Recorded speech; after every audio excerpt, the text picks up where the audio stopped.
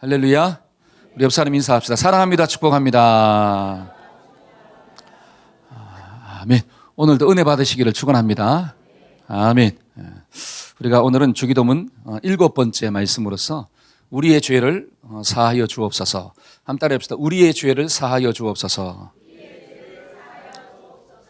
예수님이 제자들한테 기도에 대해서 가르쳐 주잖아요. 기도. 여러분, 기도는 생명력이 있어요. 여러분, 기도를 잘하면 하나님의 능력이 임합니다. 그 하나님의 능력이 임해야지 저와 여러분들이 이 땅에서 승리하는 자로 살 수가 있다라고 하는 거예요. 그러니까 주님이 가르쳐 주신 기도가 뭐냐? 크게 6가지 제목이 있더라는 거예요. 크게 6가지. 첫째는 뭐냐? 아버지의 이름이 거룩히 여김을 받도록 해달라. 아버지의 이름이 거룩히 여김을 받도록. 두 번째는 뭐예요? 하나님의 나라가 임할 수 있도록, 하나님의 통치가 임할 수 있도록. 세 번째는 뜻이 하늘에서 이루어진 것처럼 땅에서도 이루어지게 하여 주옵소서. 그러니까 1번부터 3번까지는 어디에 포인트가 있어요? 기도에? 하나님께 포인트가 있습니다. 그러니까 먼저 그의 나라와 의를 구하라 그러잖아요. 자, 그리고 네 번째부터는 뭐가 나오느냐? 육신의 필요를 위해 기도하라. 육신의 필요. 그래서 일용할 양식을 주세요. 그 다음에 5번째는 영적인 필요를 위해서 기도해라. 그게 죄사함의 은혜를 주옵소서. 죄 문제가 해결돼야 돼. 이게 영적인 필요죠. 그 다음에 6번째는 보호의 필요. 하나님 나를 지켜달라고. 그래서 시험에 들지 않도록 악에서 나를 구원하여 주옵소서. 그러니까 크게 6가지의 내용인데 이거를 둘로 나누면 하나님께 포인트가 있고 네 번째부터 6번째까지는 누구에게? 나에게, 우리에게 포인트가 있다라고 하는 사실이에요. 이런 기도의 원리를 가지고 기도하는 우리 모두가 되기를 축원합니다. 자, 그래 지난주에는 육신의 필요에 대해서 기도했잖아요. 육신의 필요를 구하라. 여러분, 예수 믿는 사람은 떡을 목적으로 살지 않아요. 근데 떡이 필요한 존재야. 왜냐하면 뭘 가지고 있기 때문에? 육신이 있기 때문에. 그래서 주님이 기도를 가르쳐 줄 때 육신의 필요를 위해서 기도하는데 이런 원리를 가지고 기도해라. 그래 지난주에 말씀 들었잖아요. 그 첫째가 뭐예요? 욕심을 구하는 게 아니라 뭐를 구해라? 날마다의 양식, 일용할 양식을 구해라. 그다음에 두 번째는 나만의 양식을 구하는 게 아니라 누구의 양식? 우리의 양식. 입을 넓게 벌리라는 게 너의 욕심을 벌리는 게 아니라 하나님, 내가 많은 양떼를 먹일 수 있도록, 많은 사람을 좀 섬길 수 있도록, 세계 가운데 이 선교의 역사를 감당할 수 있도록 하나님 나에게 물질도 주시고 자리도 좀 주옵소서. 이게 입을 넓게 여는 거예요. 주신 만큼 감당하면 된다라고 하는 사실이에요. 그 다음에 세 번째는 뭐예요? 욕심이 채워질 때 만족과 감사가 있는 게 아니라 일용할 양식이 채워지면 만족하고 은혜가 부어지는 거구나. 오늘 하루 먹을 수 있다는 게 감사인 줄로 믿습니다. 그런 감사의 삶을 살면 가정이 행복해지는 역사가 나타나는 거예요. 그래서 일용할 양식이 주어질 때 만족이 주어진다. 그 다음에 기도했으면 뭐 해라? 그렇죠. 노동의 대가를 지불해라. 여러분, 일하는 게 축복이에요. 저는 여러분들이 죽을 때까지 일하기를 축원합니다. 여러분, 일한다는 건 뭐가 있어야 돼요? 건강이 있어야 돼요. 건강. 여러분, 영적인 일도 건강이 있어야지 뭐 할 수 있어요? 할 수 있어요. 여러분, 건강해야지 기도할 수 있는 거예요.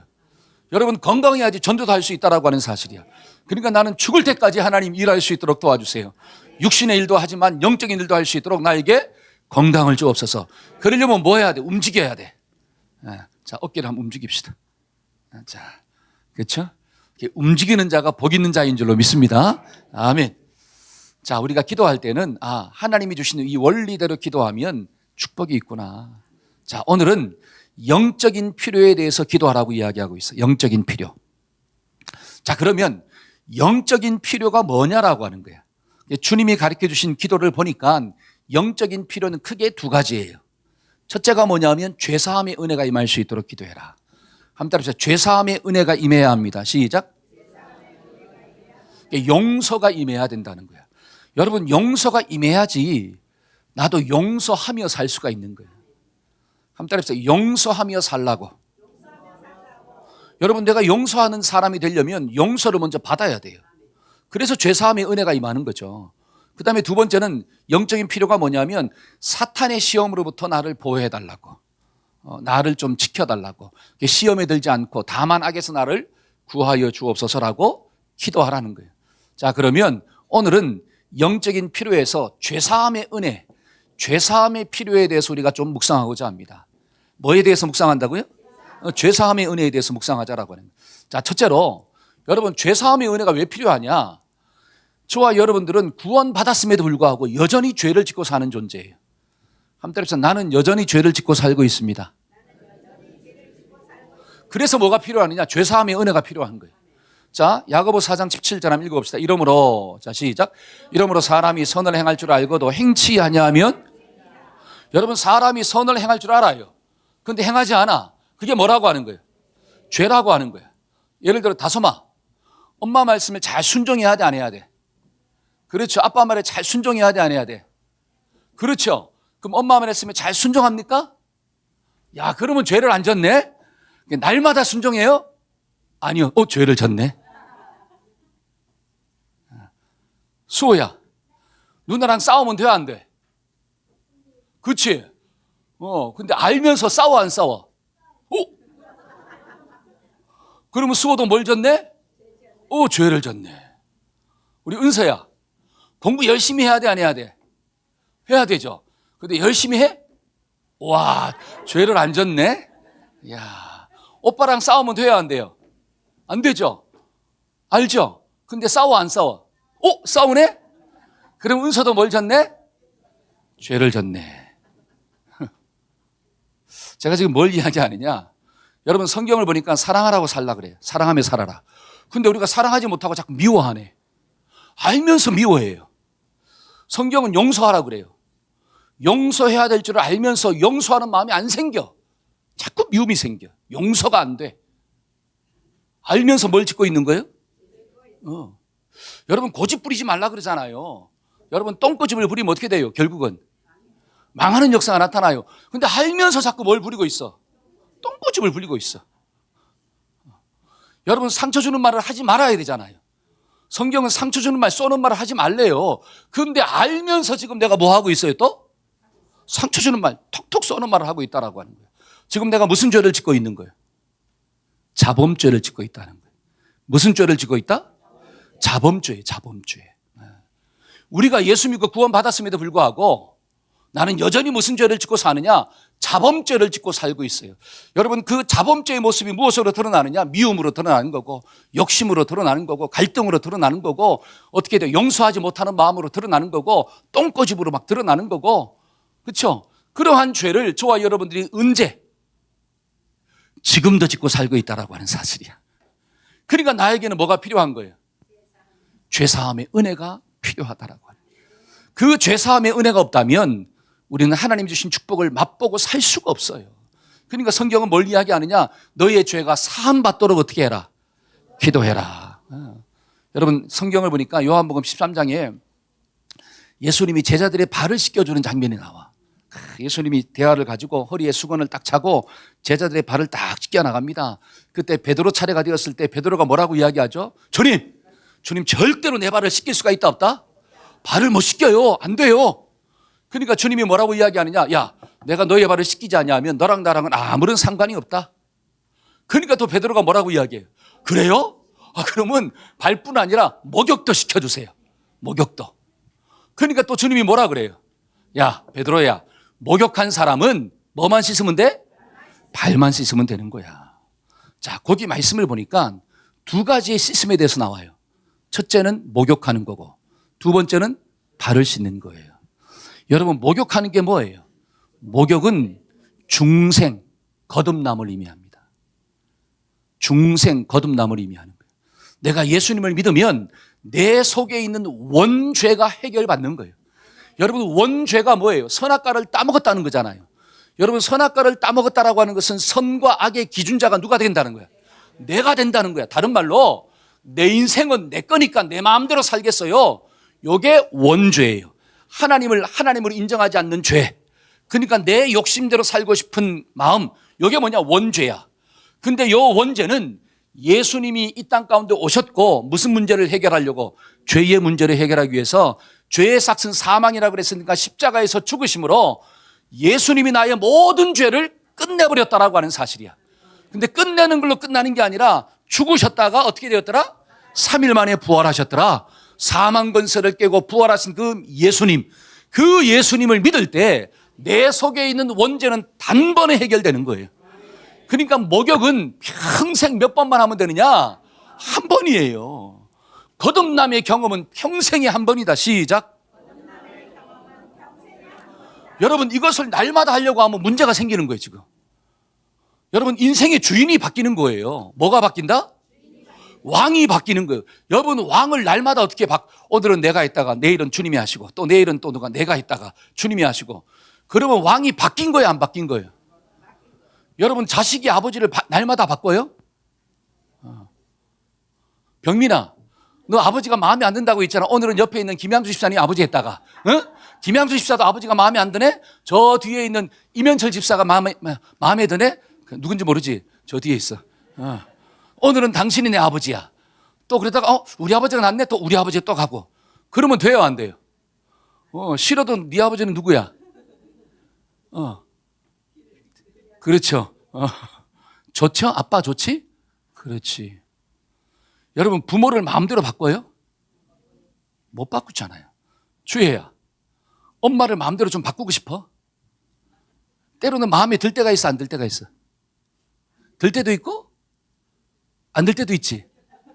그렇지. 잘 따라온다. 자, 네 마음에 엄마가 마음에 안 들어. 그럼 엄마를 바꿔버려요? 못 바꾸죠. 이게 중요한 거예요. 때로는 내 욕심대로 살 수가 있죠. 내 생각대로 살아갈 때가 있습니다. 근데 때로는 내 생각대로 살고 싶다고 해서 하나님을 주인을 바꿔버린다? 이거는 뭐가 아직 정립이 안 됐느냐? 하나님이 나의 왕 되신다는 게 정립이 안 된 사람이에요. 그런 사람은 본어게인 거듭남을 체험하지 못한 사람이에요. 미안하지만. 저와 여러분들이 때로는 불순종할 때도 있지만 하나님이 나의 왕 되심을 결단코 부인할 수가 없는 거예요. 이게 목욕한 사람이야. 근데 목욕했다 할지라도 우리가 날마다 뭐를 좀 씻어야 돼? 발을 씻어야 돼요. 여러분 발 씻는 게 뭐냐? 자범죄를 회개하는 거예요. 여러분 예수 믿는 사람도 자범죄를 짓습니다. 그 자범죄는 어떻게 하느냐? 날마다 좀 씻어야 돼. 내 마음 가운데 미움이 오잖아요. 그러면 그 미움의 마음을 씻어내야 돼요. 내 마음 가운데 분노가 오잖아요. 그 분노의 마음을 좀 씻어내야 될 줄로 믿습니다. 내 마음 가운데 욕심이 들어와요. 그 욕심의 마음을 좀 어떻게 해야 돼? 씻어내야 돼요. 날마다 씻어내자. 시작. 내 속에 똥꼬집이 들어오잖아요. 그걸 좀 어떻게 해야 돼? 날마다 좀 씻어내야 돼요. 그걸 씻어내지 않으면 우리가 하나님의 은혜의 축복을 받을 수가 없다라고 하는 거예요. 여러분 자범죄는 특별히 크게 두 가지 관계를 깨버립니다. 첫째는 하나님과의 관계를 깨버려요. 이 자범죄를 날마다 해결하지 않으면 내가 너랑 상관이 없다 이렇게 나오잖아요. 하나님과의 관계가 깨지는 거예요. 자, 그래서 이사야 59장 1절과 2절 한번 읽어봅시다. 여호와의 손이 시작. 여호와의 손이 짧아 구원하지 못하심도 아니요 귀가 둔하여 듣지 못하심도 아니라 오직 너희 죄악이 너희와 너희 하나님 사이를 갈라놓았고 너희의 죄가 그의 얼굴을 가리워서 너희에게 듣지 않게. 자, 하나님과 나 사이에 뭐가 딱 가려막혔다는 거예요? 죄가 있다는 거야. 그렇죠? 그 죄가 하나님께 기도해도 응답이 없도록 만들어버린대요. 여러분 예를 들어서 우리 혜림아 엄마랑 사이가 좋아요 안 좋아요? 좋아요. 아빠랑 사이가 좋아? 그러면 네가 아빠한테 아빠 나 용돈 1,000원만 주실래요? 그러면 줘 안 줘? 안 줘? 아니 아빠 어디 있지? 아빠 손 들어보세요. 아니 관계가 좋은데 왜 안 줘요? 동관계는 명확해야 된대. 역시 어릴 때부터 재물에 대한 분명한 가르침이 있어. 의도가 있잖아요. 그래도 관계가 좀 좋으면 명확한 관계 속에서 주기를 바랍니다. 예를 들어서 동호야. 동호 어디 있지? 동호야. 우리 동호는 엄마랑 관계가 좋아? 진짜 엄마한테 한번 물어볼까? 예를 들어서 우리 동호는 엄마 말 잘 들어요? 야, 네가 잘 이해. 관계가 좋다는 것은 엄마 말을 내가 잘 듣는다는 뜻이야. 예를 들어 혜림이랑 관계가 좋아 안 좋아? 안 좋아. 왜 안 좋아? 네가 원하는 대로 안 돌아가잖아. 그렇지? 네가 말하면 안 들어. 그게 관계가 안 좋은 거야. 근데 만약에 동생 혜림이가 네가 말하면 잘 들어. 그러면 관계가 좋아 안 좋아? 좋지. 잘 들으면. 이해가 되지? 그러면 관계가 좋으면, 자, 관계가 좋으면 네가 엄마한테 엄마 나 1,000원만 주세요. 그러면 줘 안 줘? 안 줘. 좀 주기를 바랍니다. 야, 엄마는 줬대. 알았지? 자, 이상한데? 그게 관계. 야, 병민아, 나한테는 안 물어보지. 병민아. 너는 아빠랑 관계가 좋아 안 좋아?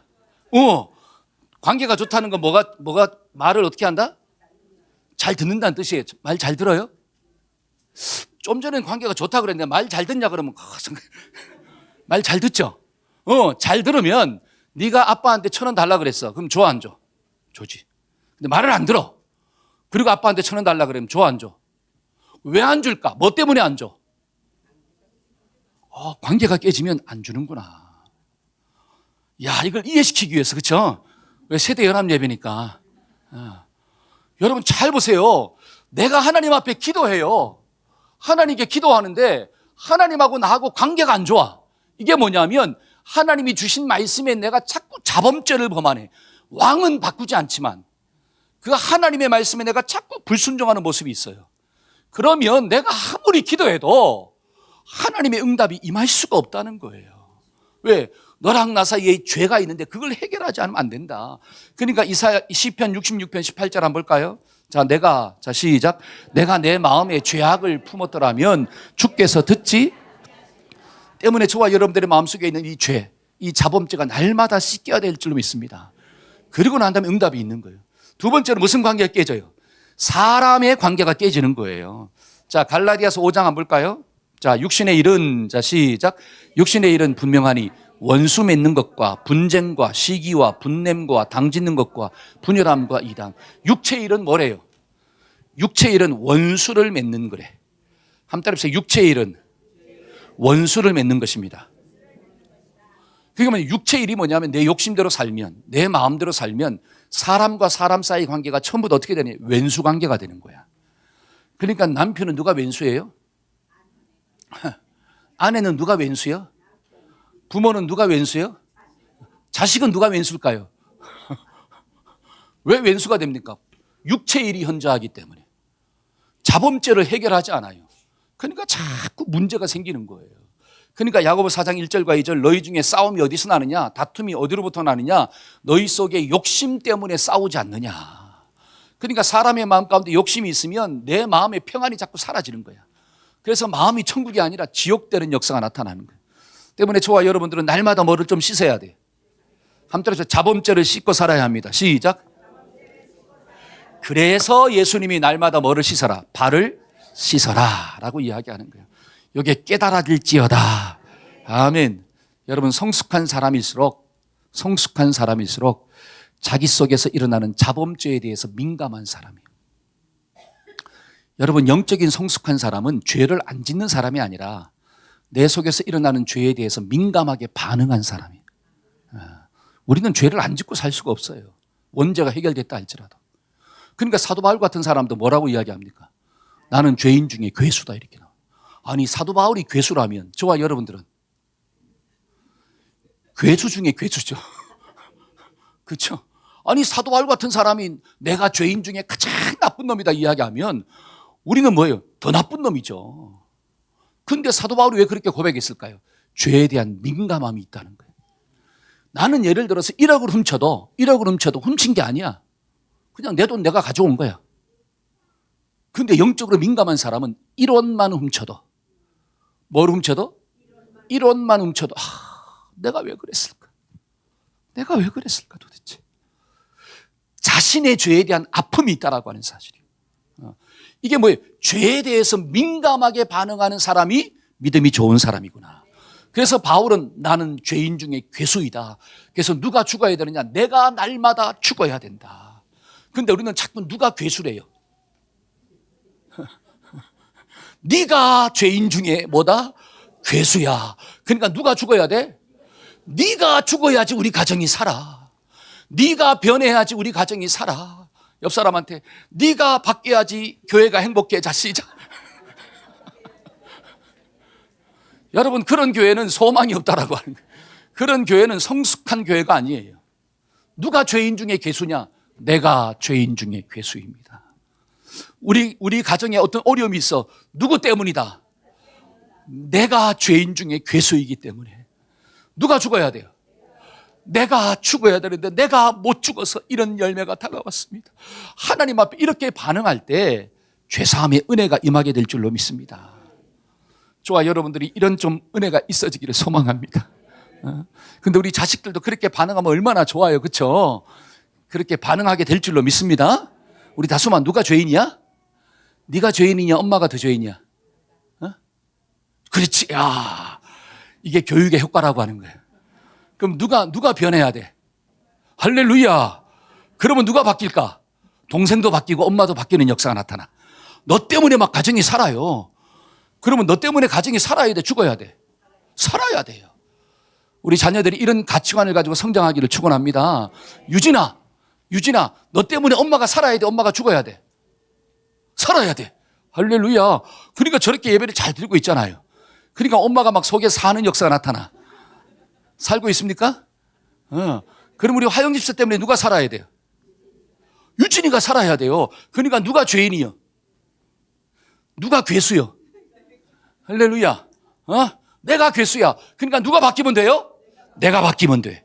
여러분, 그게 민감함이고, 그런 민감함을 가지고 있는 성도가 믿음이 좋은 성도구나. 그래서 우리가 죄를 지을 때 날마다 회개하기를 축원합니다. 그래서 이 죄는 원죄가 아니라 무슨 죄다? 자범죄를 말하는 거구나. 두 번째로 우리 속에서 일어나는 자범죄의 문제를 어떻게 해결할 수 있을까요? 자, 요한일서 1장 9절 다 같이 한번 읽어봅시다. 만일 시작. 만일 우리가 우리 죄를 자백하면 저는 미쁘시고 의로우사 우리의 죄를 사하시며 모든 불의에서 우리를 깨끗하게 하실 것이요. 자, 우리의 죄를 뭐 하면? 자백하래요. 자백한다. 자, 그럼 누구 앞에서 하느냐? 자, 시편 이사야. 자, 이사야 한번 봅시다. 1장. 자, 여호와께서 시작. 여호와께서 말씀하시되 오라 우리가 서로 변론하자. 너희 죄가 주홍 같을지라도 눈과 같이 이어질 것이요 진홍같이 붉을지라도 양털같이 이게 되리라. 너희가 즐겨 순종하면 땅의 아름다운 소산을 먹을 것이요 너희가 거절하여 배반하면 칼에 삼켜지리라. 잘 보세요. 오라 우리가 서로 뭐 하자. 누구 앞에 오라는 거예요? 자, 죄를 자백한다는 것은 죄를 자백할 때 해결받습니다. 근데 누구 앞에 자백하느냐? 하나님 앞에 자백하는 거예요. 한번 따라해보세요. 하나님 앞에서 자백합시다. 자, 하나님 앞에서 자백해야 돼. 그럼 하나님 앞에서 자백하는 이유가 뭘까요? 죄는 누구만이 사할 수 있어요? 하나님만이 사할 수 있기 때문에 그래요. 그래서 우리가 하나님 앞에서 내가 죄인입니다 라고 고백하는 거예요. 여러분, 마태복음 9장에서 예수님이 중풍병자를 고치는 사건이 나와요. 그때 예수님이 소자야 너의 죄가 사함을 받았느니라 이런 말씀을 했어요. 그러니까 옆에 있는 서기관들이 듣다가 아니 죄는 누구만이 사할 수 있는데 하나님만이 죄를 사할 수 있는데 네가 어떻게 죄를 사한다고 말하느냐. 이거는 신성모독이다. 신성모독이 하나님을 모독했다라고 하는 거예요. 이 말을 들은 예수님이 뭐라고 하느냐. 이 병자, 그러니까 이 중풍병자에게 내 자리를 들고 일어나 걸어가라. 이 말과 너의 죄가 사함을 받았다. 이 말 중에 어느 것이 더 쉽겠느냐 이렇게 나와요. 여러분, 어느 게 더 쉬워요? 둘 다 어려워요. 쉬운 게 아니에요. 누워있는 사람한테 일어나 걸어가라 그러면 즉시로 일어나 걸어가야 되는데 그게 돼요 안 돼요? 안 되잖아요. 여러분, 죄를 사한다는 것은 하나님만이 사할 수 있는데 어떻게 됩니까? 둘 다 어려워요. 그런데 예수님이 뭐라고 하느냐? 어느 게 더 쉽겠느냐? 그러면서 중풍병자에게 일어나 내 자리를 들고 걸어가라. 그랬더니 병자가 벌떡 일어나서 가지고 걸어갔다는 거야. 여러분, 이 기적을 통해서 뭘 가르쳐주고 있느냐? 예수님 안에는 무슨 권세가 있다? 죄를 사하는 권세가 있다는 거예요. 한때에서 죄를 사하는 권세가 예수님께 있습니다. 이 말은 다른 말로 예수님이 곧 누구다? 하나님이라고 하는 뜻이에요. 때문에 저와 여러분들이 죄를 지으면 날마다 누구 앞에서? 주님 앞에서, 하나님 앞에서 고백하기를 축원합니다. 여러분, 고백하려면 뭐가 인정되어야 되느냐? 내가 틀렸다는 게 인정돼야 돼요. 한때에서 내가 틀렸습니다. 여러분, 내가 틀린 것을 인정하지도 않는데 어떻게 고백할 수가 있나요? 여러분, 갈등이 계속 지속되는 이유가 뭔 줄 아세요? 예를 들어서 우리 동호하고 혜림이가 있는데 서로가 막 관계가 좋은데 때로는 싸울 때도 있잖아요. 여러분, 싸우고 난 다음에 화해가 되면 좋은데 안 되잖아. 화해가 안 되는 이유가 은사가 뭘까? 왜 화해가 안 되지? 오빠랑 싸우고 화해해요 안 해요? 하잖아요. 와, 그러면 누가 먼저 잘못했다 그래요? 우와, 할렐루야. 이야, 우리 은사가 큰 자이구나. 병민아, 싸우고 나면 누가 먼저 잘못했다 그래? 얘가요. 그렇죠. 여러분, 잘못했다 그러려면 첫 번째 뭐가 인정돼야 돼? 내가 틀렸다는 게 인정돼야 돼. 혜림아, 오빠랑 싸우면 누가 먼저 잘못했다 그래요? 그냥 알아서 서로가 알아서 그냥 퉁쳐. 우리 다솜아, 수호랑 싸우면 누가 먼저 회개해? 누가 먼저 잘못했다 그래? 엄마가 중재를 다 하는구나. 야, 일로 와. 둘 다 일로 와. 네가 잘못했어. 네가 잘못했어. 엄마 중재. 야, 엄마가 재판관이니까 너무 좋아. 그 엄마의 말을 인정해요? 야, 인정한대. 겸손함이 있다라고 하는 거예요. 근데 잘 보세요. 서로가 뭘 하지 않아요? 인정이 안 돼. 그럼 어떻게 하느냐? 계속 싸워요. 이건 분명합니다. 자기의 잘못을 서로가 인정하지 않으면 계속 어떻게 하는 거예요? 죽을 때까지 싸우는 거예요. 그래서 어떻게 해야 돼요? 어떻게 하면 끝나요? 죽어야 끝나요. 왜? 인정하지 않으니까 죽어야 끝나는 거야. 여러분, 전쟁도 있잖아요. 전쟁도 언제 끝납니까? 둘 중에 하나는 어떻게 해야 돼요? 죽어야 끝나는 거예요. 죽어야 끝납니다. 그러니까 무서운 거예요, 전쟁은. 그러니까 성경은 뭐냐? 예수님이 대신 죽었잖아요. 누가 대신 죽었어요? 예수님이 대신 죽었어요. 이게 좀 깨달아져야 돼. 예수님은 죄를 짓지도 않았는데 누가 죄를 지었다고 했어? 내가 죄를 지었다 이렇게 나와. 아버지여, 저 사람들의 죄를 용서하시고 저 사람들의 모든 죄를 누구한테 덮어 씌우세요? 나에게 덮어 씌우세요. 그리고 예수님이 대신 죽었더라고 하는 거예요. 여러분, 그 사랑이 저와 여러분들을 살린 줄로 믿습니다. 여러분, 회개하려면, 자백하려면 나의 죄가 인정이 돼야 돼. 근데 왜 인정이 안 되느냐? 나의 죄보다 저놈의 죄가 덜 크거든. 죄를 자꾸 비교하네, 서로가. 나도 잘못했지만 네가 더 잘못했다라고 하는 거예요. 그러니까 서로의 잘못을 자꾸 지적하니까 죽었다 깨어나도 해결이 안 되는 거예요. 그러니까 나는 나의 잘못을 인정하면 되는 거고 너는 너의 잘못을 누구 앞에서? 하나님 앞에서 인정하면 되는 거예요. 그게 정말로 인정되어져야지 뭐 하느냐? 회개하는 역사가 나타나는 거예요. 우리가 내가 틀렸다는 게 깨달아지기를 축원합니다. 그 다음에 내가 틀렸음을 인정한다면 믿어야 돼. 뭘 믿느냐? 주님이 용서해 줄 거야. 사람은 나를 용서 안 해줘도 주님은 나를 용서해 주신다. 요 믿음이 있어야 된다는 거예요. 요한일서 1장 9절, 우리 죄를 사하시며 모든 불의에서 우리를 뭐 하신다? 깨끗하게 하신다. 이사야 1장 9절 19절, 눈과 같이 어떻게 된다? 희어질 것이요 진홍같이 붉을지라도 양털같이 이게 하신다. 누가? 하나님이, 예수님이 나를 씻어준다는 거예요. 이 믿음이 있어지기를 축원합니다. 자, 이 믿음을 가졌으면 이제 네 번째로 뭐가 있어야 되느냐? 내 삶에서 돌아서고자 하는 결단이 있어야 돼요. 여러분, 의지가 따라와야 돼요. 이게 참 중요합니다. 여러분, 앞에서 하나님 앞에서 고백하잖아요. 그렇죠? 왜? 하나님 앞에서 고백한다는 건 죄를 사하는 분이 하나님밖에 없으니까. 그 다음에 내가 틀렸다는 걸 인정해야 돼요. 자, 인정하고 고백하면 주님이 뭐 하신다? 용서해 주신다는 게 믿어져야 돼요. 이거를 믿었으면 이제 내 삶 속에서 어떻게 해야 되느냐? 결단이 있어야 돼. 내가 다시는 이 길로 가지 아니하고 이 길로 가겠나이다. 턴이 있어야 된다라고 하는 거예요. 이게 뭐냐? 삶의 모습으로 드러나야 돼요. 그러니까 삶의 모습으로 나타나지 않는 회개는 가짜라고 하는 거예요. 물론 삶의 모습으로 드러날 때 정도의 차이는 있을 수가 있어요. 그러나 중요한 것은 오늘보다는 내일이 나아야 된다는 거예요. 한번 때려서 오늘보다는 내일이 나아야 한다. 시작. 그게 진보 아닙니까? 진보? 여러분, 군뱅이 더 기어요, 안 기어요? 진짜요? 봤어요? 여러분, 군뱅이도 기어가요, 안 가요? 그렇잖아요. 근데 우리 눈에는 잘 안 보여. 그러나 현미경을 가지고 보면 분명히 어제보다는 앞으로 조금 나갔어. 근데 사람의 눈은 잘 안 보여. 근데 무조건 조금씩은 나가. 이게 뭐냐? 진보가 있어야 된다는 거예요. 오늘보다는 내일이 더 나아야 되고 내일보다는 모레가 더 나아야 되고 이게 진짜 회개한 사람들의 모습이에요. 그런데 어찌 된 게 오늘보다 내일이 더 못 나고 더 안 되고 내일보다 그 모레가 더 싸우고 있어. 그러면 어떻게 된다는 거예요? 회개한 거야, 안 한 거야? 말로만 회개한 거예요. 그 회개를 가짜라고 이야기합니다. 여러분, 예를 들어 사람이 오늘 아침에 세수하고 오셨나요? 자, 옆 사람한테 너 세수했냐? 자, 시작.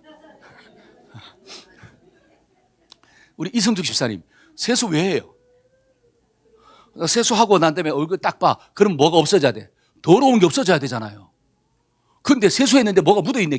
김치국물이 묻어있고. 그렇죠? 어제 막 볼펜 자국이 묻어있어. 그러면 뭐라 그래? 야, 세수 다시 해라 그러잖아. 잘 보세요. 우리가 정말로 회개했어요. 그러면 어제보다 오늘이 훨씬 더 나아져야 된다는 거예요. 내 마음속에 마음이 조금 더 넓어져야 되고 용서하는 마음이 조금 더 생겨야 되고 불쌍히 여기는 마음이 조금 더 나아야, 조금씩 더 나아져야 돼. 그런데 어제보다 오늘이 더 미워. 오늘보다 내일이 막 더 열받아. 그러면 그 사람은 회개한 거야, 안 한 거야? 그럼 뭐라 그래야 돼? 너 회개 다시 해라. 너 정말로 회개했냐라고 하는 거야. 회개를 가짜로 하니까 내 속에 있는 울분이 해결이 안 되는 거예요. 저와 여러분들이 정말로 예수님 앞에서 회개했다면 오늘보다 내일이 더 좋아야 될 줄로 믿습니다. 그 모습들이 내 삶 가운데 일어나야 돼요. 그래서 자백하면 그 아들 예수의 피가 우리를 모든 죄에서 뭐하게 하신다? 깨끗하게 하실 것이요. 네가 너의 허물을 하나님 앞에 자복하면 너의 죄악을 숨기지 아니하였더니 하나님이 내 죄악을 사하여 주셨더라. 할렐루야. 우리가 자백하면 하나님이 용서해 주십니다. 용서함에 확신이 있으면 오늘보다 내일이 더 좋아지는 거예요. 그런데 내가 하나님 앞에 올바르게 자백하지 않으면 어떻게 되느냐? 자, 시편 한번 읽어봅시다. 32편. 내가 내 입을, 자, 시작. 내가 입을 열지 아니할 때 종일 신음함으로 내 뼈가 쇠하였나이다. 주의 손이 주야로 나를 누르시오니 내 진액이 빠져서 여름 가뭄에 마름같이 되었나이다. 우리가 하나님 앞에 진짜로 회개하지 않으면 하나님이 나를 계속 눌러버리신대요. 그래서 내 뼈가 쇠한데 진액이 빠지는 역사가 나타나요. 이게 뭐예요? 결국은 나도 죽고 다 죽는 거예요. 그러니까 회개가 축복이라는 거예요. 한 따라서 회개가 축복입니다. 여러분, 혈관에 이물질이 끼잖아요. 혈관에 이물질이 끼면 그 혈관이 결국 어떻게 돼요? 터져버리잖아. 그러니까 우리는 혈관에 이물질이 안 끼도록 어떻게 하냐? 좋은 걸 먹잖아요. 좀 먹으시기를 축원합니다. 좋은 걸 먹어야지 혈관에 이물질이 깨끗해지는 거야. 그러면 그게 누구를 위해 좋은 거예요? 나잖아요. 여러분, 다른 말로 회개하면 누가 좋은 거예요? 그걸 진짜로 믿으세요? 회개하면 내가 좋은 거예요. 회개하면 내가 죄사함을 받아. 회개하면 내 마음 가운데 하나님의 평안이 임해요. 회개하면 하늘에 놀라운 신령한 복들이 내 심령 가운데 임하는 역사가 나타나는 거예요. 평강이 임할지어다. 근데 내가 회개하지 않으면 결국 내 이 심장의 혈관이 터져버려요. 그러면 나도 죽지만 옆에 있는 사람도 같이 죽는 역사가 나타나요. 그러니까 회개는 축복이구나. 왜? 혈관이 깨끗해지니까. 저와 여러분들의 영적인 혈관이 깨끗해지기를 축원합니다. 그래서 예수님이 날마다 죄사함을 받기 위해서 뭐 해라? 기도해라. 마지막 세 번째로 우리는 기도할 때 타인의 죄를 용서하기 위해서 기도해야 돼요. 한 따라 해서 타인의 죄를 용서해야 합니다. 시작. 자, 12절 한번 읽어볼까요? 자, 시작. 우리가 우리에게 죄 지은 자를 사하여 준 것 같이 우리의 죄를 사하여 주시옵고. 자, 우리가 나에게 죄 지은 사람을 사해 줬대요. 나에게 상처 준 사람을 용서해 줬대. 그랬더니 하나님이 누구의 죄를? 나의 죄를 용서해 주신대. 이걸 뒤집어 이야기하면 내가 나에게 상처 준 사람을 용서하지 않으면 하나님이 나의 죄도 뭐 하지 않겠다. 이런 말이 될 수 있다라고 하는 거예요. 그러니까 마태복음에 이런 말씀이 있잖아요. 14절 한번 볼까요? 14절. 너희가, 자, 시작. 너희가 사람의 잘못을 용서하면 너희 하늘 아버지께서도 너희의 잘못을 용서하시려니와 너희가 사람의 잘못을 용서하지 아니하면 너희 아버지께서도 너희 잘못을 용서하지. 그럼 어떤 사람이 이야기합니다. 아이, 목사님, 저는 하나님 앞에 죄를 지은 적이 없어요. 그러니까 하나님 앞에 용서받을 일이 없네요. 그러니까 나한테 잘못한 놈은 내가 용서할 수가 없어요. 왜? 나는 하나님 앞에 잘못한 게 없으니까. 그게 잘못이에요. 그게 뭐 교만이라는 거죠. 교만은 누가 제일 싫어해요? 하나님이 제일 싫어해요. 우리도 남에게 상처를 주고 삽니다. 그렇죠? 그러니까 나도 상처받고 살잖아요. 남이 또 나에게 상처를 주니까. 그러면 나의 죄가 용서받으려면 나도 남이 나에게 준 상처를 좀 어떻게 하고 살아라? 용서하고 살아라. 여러분, 이 말씀은 하나님의 자녀들이 이 땅을 살아갈 때 용서하고 사는 게 마땅하다라고 하는 거예요. 한번 따라서 용서하고 사는 게 마땅한 것입니다. 시작. 이게 믿음으로 좀 영접되기를 축원합니다. 왜냐하면 저와 여러분들은 1만 달란트의 빚을 탕감받는 사람이에요. 1만 달란트. 내가 100데나리온 빚진 자를 만났어요. 근데 나는 하나님께 1만 달란트의 빚을 탕감받았어. 그러면 나는 어떻게 반응해야 돼요? 야, 이 사람이 나에게 100데나리온의 빚을 졌다. 야, 옳고 그름을 이야기하고 누가 잘못이냐 이야기하고 네가 용서해야, 네가 어떻게 회개해야지 내가 용서해 준다. 아니라고 하는 사실이에요. 내가 1만 달란트의 탕감을 받았기 때문에 100데나리온 받은 사람이 잘못했습니다. 내가 갚을게요. 라고 이야기하면 나도 어떻게 해줘야 된다는 거예요? 용서해 줘야 된다는. 그게 당연한 거래요. 그게 어려운 게 아니래요. 어려운 게 아니래요. 그게 쉬운 거래요. 그게 좀 여러분들의 마음 가운데, 우리의 마음 가운데 쉽게 다가오기를 축원합니다. 그러려면 내가 1만 달란트의 빚을 탕감받은 자이구나. 이게 깨달아져야 돼요. 그래서 성경은 뭐라고 하느냐? 마태복음 18장 33절 한번 읽어봅시다. 내가 시작. 내가 너를 불쌍히 여김같이 너도 내 동료를 불쌍히 여김이 맞다. 잘 보세요. 하나님은 나를 어떻게 보신다고요? 불쌍히 여기신대. 불쌍히 여기신대요. 그러면 나도 옆에 있는 동료를 좀 어떻게 여겨야 돼? 불쌍히 여겨야 돼. 근데 자꾸 나는 불쌍히 여기는 마음이 없어. 그러니까 누가 불쌍해요? 내가 불쌍해. 누가 불쌍해? 내가 불쌍해. 내가 불쌍하니까 누가 죽어야 돼? 저놈이 죽어야 돼. 자꾸 놈만 이야기하니까 아니 너 죽어야 돼. 남녀 평등이니까. 그렇잖아요. 그리고 내가 불쌍하니까 자꾸 상대방이 죽어야 돼. 내가 제일로 불쌍해. 내 자식이 제일로 불쌍해. 내 아들이 제일로 불쌍해. 내 딸이 제일로 불쌍해. 그러니까 어떻게 되냐? 그 나를 불쌍하게 만드는 그 놈을 어떻게 해야 돼요? 나를 힘들게 만드는 그 사람들이 대신 어떻게 해야 되느냐? 정죄받고 죽어야 돼요. 여러분, 그러면 저와 여러분들이 주님 앞에 섰을 때 무슨 소리를 들을까요? 나는 너를 불쌍히 여겨서 그 모든 것들을 용서해 줬는데 너는 너의 이웃을 왜 불쌍히 여기는 마음을 가지지 못하냐? 여러분, 그 소리 들으면 우리가 하나님 앞에 섰을 때 어떤 말을 할 수 있을까? 유구무원이더라. 유구무원이더라. 아무 말을 못합니다. 여러분, 예를 들어서 강도 만난 사마리아 사람 있잖아요. 강도 만난 사람. 여러분, 제사장이 지나가고 레위 사람들이 지나가고 그 다음에 또 누가 지나갔죠? 사마리아 사람이 지나갔어요. 강도 만난 사람 지나갈 때. 자, 레위 사람과 제사장들은 강도 만난 사람을 보고 불쌍히 여기는 마음이 없어요. 단 한 가지 불쌍히 여기는 마음이 없어요. 근데 사마리아 사람은 무슨 마음이 있어요? 불쌍히 여기는 마음이 있어요. 그 사람이 어떤 사람이든지 간에 불쌍히 여기는 마음이 있어. 그래서 자신의 모든 것들을 투자하고 그 사람을 도와주잖아요. 주님의 말씀이 뭡니까? 불쌍히 여기는 마음이 왜 없느냐라고 하는 거예요. 불쌍히 여기는 마음. 저와 여러분들의 마음 가운데 이런 마음이 좀 있어지기를 축원합니다. 그러려면 내가 하나님 앞에 불쌍히 여김을 받은 존재였구나. 이게 깨달아져야 돼요. 여러분, 아직 여러분들의 마음 가운데 용서가 안 되는 사람이 있습니까? 내가 1만 달란트의 빚을 탕감받은 자라는 사실을 기억하기를 축원합니다. 내가 용서받은 사람이에요. 그래야지 나도 뭐하고 사는 거예요? 용서하고 사는 거예요. 여러분, 프랑스의 대문호 여러분들이 잘 알고 있죠? 빅토르 위고. 이게 레미제라블. 영어로 보면 더 미저러블이에요. 더 미저러블. 비참한 사람들, 고통받는 사람들. 여러분, 장발장 이야기 잘 알잖아요. 여러분, 장발장이 빵을 훔친 일로 19년 동안 감옥에 살았어요. 빵 하나 훔쳤는데 19년을 살은 거야. 그러니까 이 장발장의 마음 가운데 얼마나 분노가 올라올까요? 막 복수심이 가득 차 있습니다. 퇴소해서 나왔어요. 근데 일을 하려고 해도 사람들이 정가 때문에 받아주질 않아. 거처할 곳이 없어가지고 몇 날 며칠을 어떻게 돌아다녔습니다. 성당에 들어갔어요. 근데 다행히 신부님이 자비를 베풀어서 편안하게 잠잘 수 있도록 해주신 거야. 근데 이 장발장이 그 찬장에 있는 은잔을 탁 훔쳐서 도망가 버린 거예요. 그렇게 선을 베풀었는데 그 속에 분노가 있기 때문에 훔쳐서 도망가 버렸습니다. 그 이튿날 경찰들이 잡아왔어. 성당에서 은잔을 훔쳐간 도둑놈을 잡아왔다고. 그 사람이 누구냐? 장발장이야. 그때 신부가 그 장발장을 보면서 이렇게 말했대요. 어휴, 다시 오셨군요. 그런데 내가 당신에게 은잔과 촛대를 같이 줬는데 왜 은잔만 가져가고 촛대는 왜 안 가져갔느냐? 이것도 가져가세요. 이것도 팔면 돈이 많이 됩니다. 그리고 경찰관한테 뭐라고 얘기했냐? 이 사람 도둑 아니에요. 내가 이거 준 거예요.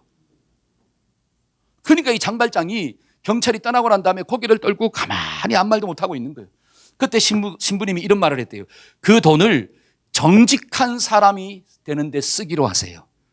이것을 잊으면 안 됩니다. 여러분 도둑놈을 어떻게 한? 여러분 도둑질 했잖아요. 누가 잘못한 거예요? 네가 잘못했잖아요. 네가 죄를 범했잖아요. 근데 신부는 뭐라고 이야기하느냐? 내가 준 거라고. 내가 너를 용서한다고.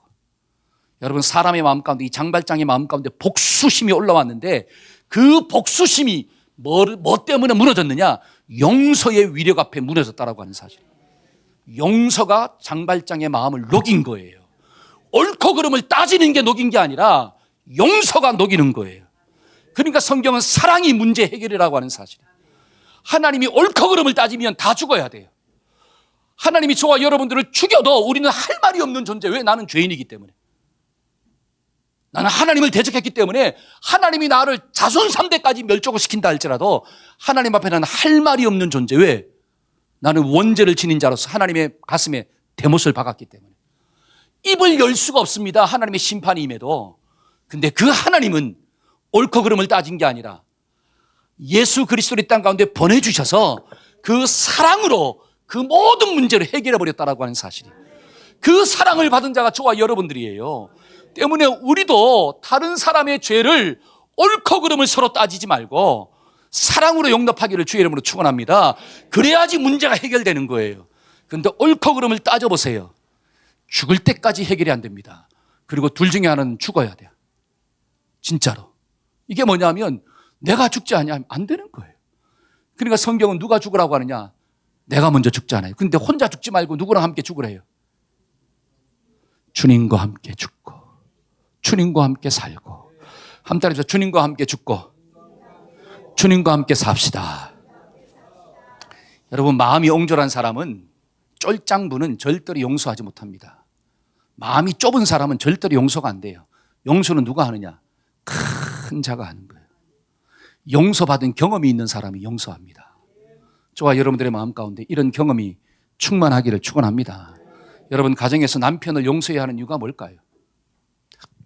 남편을 위해서 천만에요. 여러분 가정에서 아내를 용서해야 하는 이유가 뭡니까? 아내를 위해서요? 천만에요. 날 위해서 하는 거예요. 여러분 부모가 자식을 용서하는 이유가 뭡니까? 자식을 위해서요? 아니에요. 부모 자신을 위해서 하는 거예요. 내가 살아야지 너도 사는 거예요. 한 달에서 내가 살아야지 너도 산다. 여러분 드라마의 주제가 뭐예요? 부셔버릴 거야 그러잖아요. 그렇죠? 뭐 할 거야? 부셔버릴 거야. 여러분 부수려면 누가 먼저 죽어야 돼? 내 인생이 먼저 부셔져야 돼요. 그래야지 남의 인생을 부수는 거예요. 내가 지옥에서 살아야 돼. 그래야지 남의 마음을 지옥으로 만들어버리는 거예요. 내가 천국에 살면서 다른 사람의 마음을 지옥으로 만들 수가 없어요. 내가 천국에 살면 다른 사람도 천국 사는 거예요. 근데 내 마음이 지옥이니까 누구의 마음도 지옥되라. 네 마음도 지옥돼야 돼. 왜 나만 지옥 갈 수는 없잖아. 그러니까 같이 지옥되자라고 하는 거예요. 그게 드라마의 주제, 부셔버릴 거야. 여러분 예수 믿는 사람은 부셔버릴 거야가 아니라 살려버릴 거야. 한때 나 때문에 살아라. 시작. 할렐루야. 그래서 우리가 이 말씀을 통해서 하나님 나에게 상처 준 사람을 용서할 수 있는 마음을 좀 주세요. 내 마음 가운데 사랑이 좀 임할 수 있도록 좀 도와주세요. 이렇게 기도하면 하나님의 은혜와 용서가 임하게 될 줄로 믿습니다. 저는 말씀의 결론을 맺고자 합니다. 예수님은 영적인 필요를 위해서 기도하라고 가르쳐주고 있어요. 영적인 필요가 무엇입니까? 죄 문제가 사함받는 거예요. 여러분 죄 문제가 사함받아야지 하나님 주신 영적인 축복들을 다 누리고 삽니다. 그러려면 그래 나는 여전히 자범죄를 짓고 사는 존재이구나. 나는 연약한 존재구나. 그래서 날마다 하나님 앞에 뭐 하자? 자백하자. 내가 틀렸음을 인정하자. 하나님의 용서를 구하자. 용서를 구했으면 그래 타인이 나에게 좀 잘못했다 할지라도 그 100대라니온 빚진 자라도 용서하며 살 수 있도록 하나님 도와주세요. 그렇게 기도하며 나아갈 때 우리 마음 가운데 하나님의 큰 은혜가 임하게 될 줄로 믿습니다. 잠언 21장 9절을 읽고 한번 마치겠습니다. 잠언 21장 9절.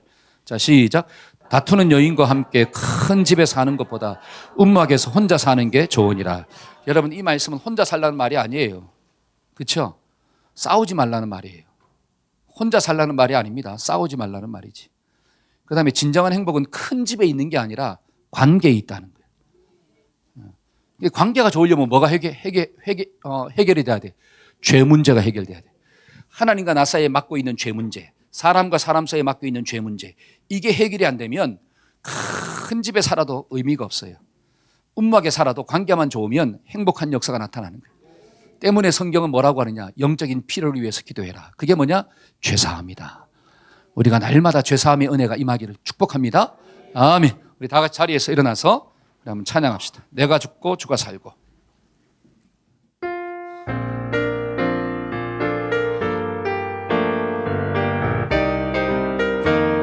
나는 죽고 주가 살고 나는 죽고 주가 살고 나는 없고 주만 있으며 이 땅에서 하나님의 아름다운 나라 이루자. 나는 죽고 주가 살고 나는 없고 주만 있으며 이 땅에서 하나님의 아름다운 나라 이루리. 내 안에서 내가 산다면 육체의 열매 맺으며 내 안에서 주가 산다면 성령의 열매 맺으리. 아멘. 내 안에서 내가 산다면 육체의 열매 맺으며 내 안에서 주가 산다면 성령의 열매 맺으리. 아멘. 나는 죽고 주가 살고 나는 없고 주만 있으며 이 땅에서 하나님의 아름다운 나라 이루리. 아멘. 나는 죽고 주가 살고 나는 없고 주만 있으며 이 땅에서 하나님의 아름다운 나라 이루리. 우리 가슴에 손을 얹고 한번 기도 받읍시다. 하나님, 우리가 살면서 범하는 자범죄를 날마다 주님 앞에 회개할 수 있도록 도와주옵소서. 하나님, 주님이 옳고 내가 틀렸습니다. 사랑하라는 말씀 주님이 옳고 미워하는 내 마음 내가 틀린 것입니다. 용서하라는 주님의 말씀이 옳고 용서하지 못하는 내 마음 내가 틀린 것입니다. 하나님, 욕심대로 살지 말고 하나님의 뜻을 쫓아 살라는 주님의 말씀이 옳고 욕심대로 사는 내 마음이 틀린 것입니다. 하나님, 주님 앞에서 인정합니다. 하나님, 인정할 때 하나님이 용서해 주실 줄로 믿습니다. 하나님이 용서받은 자로서 삶 속에 믿음의 결단을 이루고 오늘보다 내일이 좀 더 성장할 수 있도록 도와주시고 오늘보다 내일이 좀 더 좋아지는 은혜가 부어지게 하여 주옵소서. 그러면 시간이 지나면 관계가 좋아지는 것입니다. 시간이 지나면 하나님의 은혜가 임하는 것입니다. 하나님, 믿음으로 반응하면 오늘보다 내일이 훨씬 더 좋아지는 것입니다. 하나님, 이런 영적인 지혜를 가지고 우리가 살 수 있도록 도와주시고 하나님 앞에 죄사함의 은혜를 받은 자로 나도 용서하며 살아갈 수 있도록 주님 축복하여 주옵소서. 지금은 우리 주 예수 그리스도의 은혜와 하나님 아버지의 극진하신 사랑과 성령님의 교통하심의 역사가 용서하며 용서받으며 살고자 결단하는 우리 사랑하는 자녀들과 우리 성도들의 삶 가운데 지금부터 영원토록 함께 하시기를 간절히 축원하옵나이다. 아멘. 아멘.